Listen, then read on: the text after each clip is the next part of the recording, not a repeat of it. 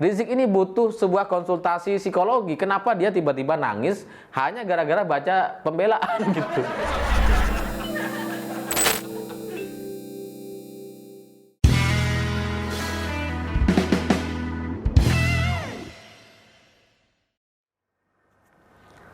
Selamat malam para mantan, selamat malam buat semua kalian yang dulu pernah menangis karena ditinggalkan.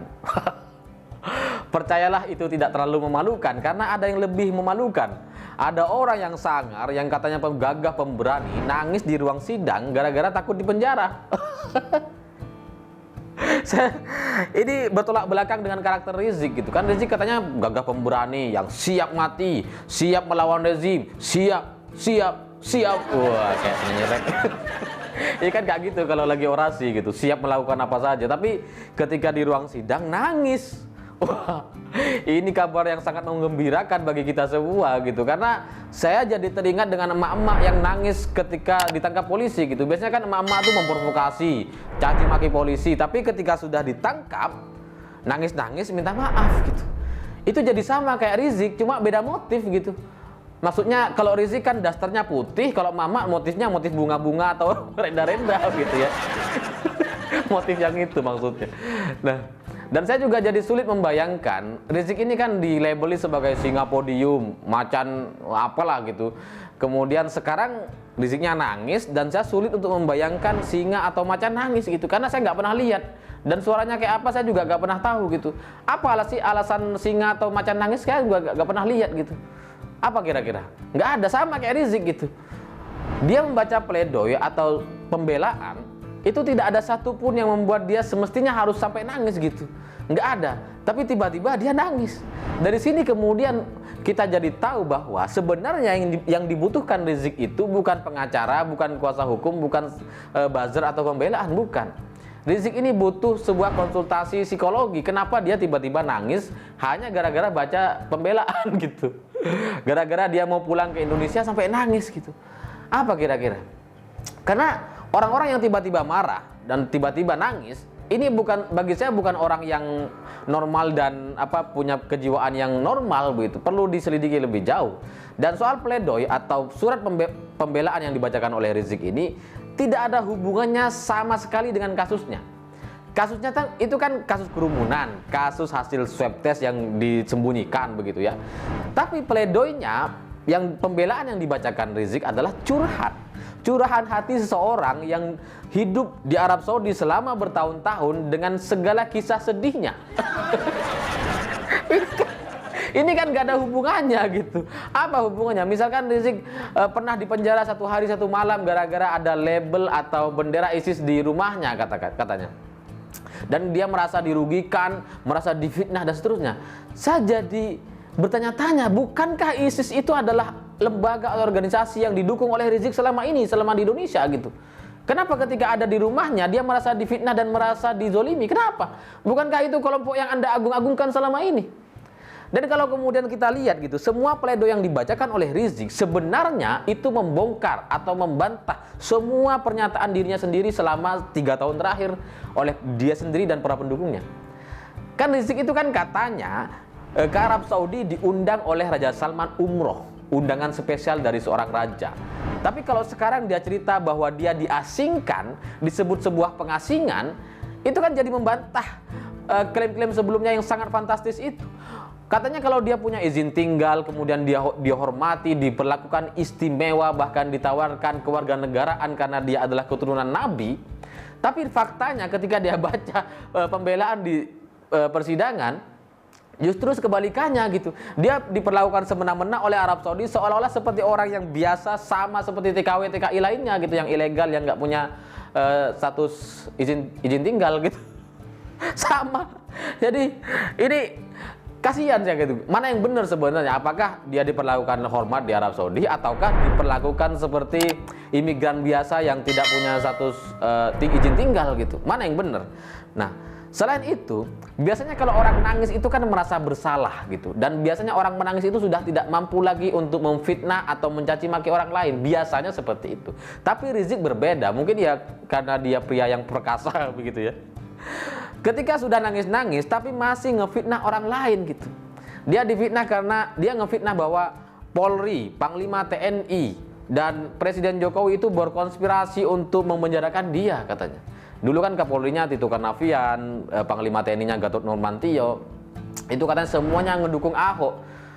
Ini apa hubungannya sih? Ini kan kasus kerumunan, kasus penyembunyian hasil swab test. Gak ada hubungannya sama pilkada. Pilkada itu sudah tahun 2017. Sekarang 2021. Dan Kapolri Tito Karnavian yang sekarang jadi Mendagri itu juga belum tentu mendukung Ahok kok gitu loh. Gak ada faktanya, gak ada datanya yang bisa mengarah ke sana gitu. Tapi ya begitulah seorang Rizik begitu ya. Mungkin fitnah atau nyerang orang itu menjadi sifat yang alamiah gitu, bawaan lahir. Coba ngelihat Rizik mengusap air matanya begitu, saya jadi kasihan gitu, karena nampaknya kuasa hukum atau pengacara yang disewa oleh Rizik yang cuma dipajang-pajang itu memang nggak paham kondisi psikologi Rizik gitu. Mestinya kan kalau dia nangis gitu, Rizik nangis, ini kan momen langka gitu, momen bersejarah gitu. Ini jarang-jarang. Mestinya kan disediain ember gitu. Lumayan kalau Rizik nangisnya banyak, kita semangati, ayo Zik, semangat nangis terus gitu kan. Lumayan nanti tangisannya air mata Rizik ini nanti dijual gitu, lumayan bisa laku 1 miliar misalkan kan. Lumayan untuk menalangi investasi bodong 2021-2024 gitu. Untuk balik modal kepada orang-orang yang sudah dibohongi atau investor yang sudah diambil uangnya itu, yang tidak balik dan nggak tahu kemana gitu. Mestinya kan itu dimanfaatkan lah, bukan malah dibiarkan aja. Dan saya jadi bertanya-tanya juga, kenapa Rizik sampai menangis ya? Karena kalau dari sisi pledoi atau pembelaan itu tidak ada unsur atau kalimat-kalimat yang menyedihkan. Apakah Rizik ini sekarang sudah merasa lebih tua gitu, ada faktor usia? Karena kan kalau dulu Rizik itu kan dipenjara ketika masih muda gitu. Dan kemudian ada orang-orang menganggap bahwa penjara adalah taman surga bagi Rizik katanya. Tapi sekarang mungkin sudah terasa panas gitu, lebih panas dari sebelumnya. Dan kemudian ngerasa bahwa penjara itu tidak seenak yang dirasakan dulu. Ya biasalah kalau anak muda dulu kan sama kayak saya juga, naik motor kemana-mana, ke Malang, ke Kediri, keliling Jawa Tengah begitu pakai motor. Tapi sekarang disuruh naik motor ya nggak mau lah, capek gitu. Mungkin sih kayak gitu ya. Dulu biasa di penjara ngerasa enak, merasa bangga gitu. Sekarang tiba-tiba dia di penjara lagi, udah ngerasa tuh bahwa dia sudah mulai tua, sudah merasa badannya sudah tidak mampu untuk menanggung lagi nasib dia di penjara begitu. Dan kalau soal di penjara kan sebenarnya begini, Rizik ini pernah 2 kali di penjara. Pertama itu 1,5 tahun gitu, kemudian dan 7 bulan di 2 tahun yang berbeda gitu. Nah sekarang tuntutannya adalah 2 tahun dan 10 bulan. Memang lebih lama dari 2 kali dia di penjara gitu. Apakah Rizik sudah terbayang betapa beratnya menjalani hukuman lebih lama dari sebelum-sebelumnya? Ataukah dia ngerasa bahwa ada unsur lain, emosi lain yang membuat dia harus menangis gitu? Karena kita kan ingat ya, bagaimanapun Rizik ini punya hubungan yang spesial dengan Firza begitu. Apakah ada dia keinginan atau kerinduan terhadap kandang kambing dan pohon pisang dan lain begitu ya? Ataukah ini hanya akting belaka gitu? Karena selama ini kan Rizik itu nyerang hakim, mengancam-ancam jaksa gitu. Ingat di akhirat, ingat siksa kubur, ingat siksa akhirat. Dan jaksa sama hakim nggak takut gitu, nggak ada yang takut. Biasa aja lanjut sidang gitu. Apakah ini sebuah perubahan strategi? Setelah ngancam-ngancam nggak bisa, ya sekarang nangis-nangis lah supaya berharap dapat simpati, berharap dapat iba dari majelis hakim dan jaksa agar minimal dikurangi lah tuntutan hukumnya atau vonisnya begitu. Apakah ini hanya sebagai strategi saja? Tapi bagi saya pada akhirnya saya ingin katakan kepada Rizik dan pendukungnya, menangislah kalau memang itu bisa melegakan Anda, menangislah karena itu tidak bersalah. Tidak ada yang salah dengan menangis, karena kadang memang sebuah penjelasan yang tidak bisa kita jelaskan secara lugas di publik itu hanya bisa kita sampaikan dengan tangisan gitu. Apalagi untuk seorang Rizik. Rizik hari ini itu sangat ditinggalkan oleh banyak orang gitu. Anies Baswedan sangat berhutang budi kepada Rizik, tapi sampai sekarang apakah ada pembelaan terhadap dia? Tidak sama sekali. Begitu juga dengan JK, dengan buzzer-buzzer Rizik yang selama ini selalu berada di belakang Rizik, dan elit-elit politik yang selama ini sangat mendukung Rizik, itu semuanya cuci tangan gitu. Dan Rizik ditinggal sendirian, dan apakah itu adalah bagian dari faktor yang membuat dia harus menangis karena ditinggal sendiri di pengadilan? Kita nggak tahu.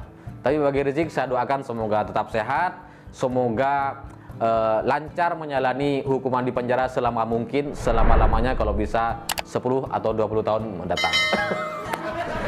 Saya pikir itu. Terima kasih sudah menonton. Jangan lupa subscribe, like, dan share. Begitulah kura-kura.